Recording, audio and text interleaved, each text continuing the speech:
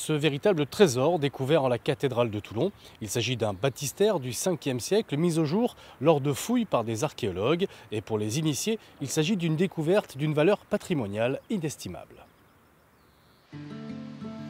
L'histoire commence il y a 2 ans, au pied de la cathédrale Notre-Dame.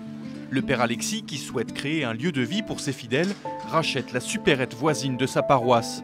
Dès les premiers travaux d'aménagement, l'homme d'église, passionné d'histoire, se doute qu'il pourrait bien avoir déniché un trésor. Il y avait ces enduits, mais on voyait bien qu'il y avait un pilier qui semblait être massif en plein milieu de ce local.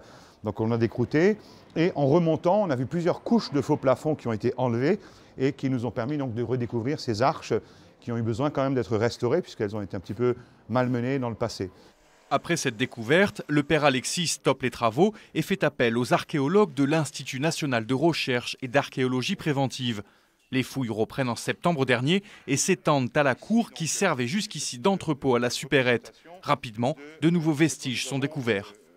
On voit bien donc ce qu'ils ont trouvé tout de suite en intervenant, c'est ce mur monumental. D'après la conclusion du rapport, il y a de fortes chances pour que ce soit un baptistère. Un baptistère, donc le lieu où les adultes étaient baptisés, et donc qui était une partie de la toute première église de Toulon. Aujourd'hui, les vestiges ont été recouverts et protégés. Pour partager ce pan d'histoire avec le public, le père Alexis souhaite mettre en place dès le mois de juin un café associatif qui s'intégrerait au site. Mais les fonds viennent à manquer. Aujourd'hui, on ne peut pas compter sur des fonds ni de la part de l'Église, ni de la part de la mairie. Et donc on va faire un projet participatif avec un appel aux dons, avec une recherche de mécènes.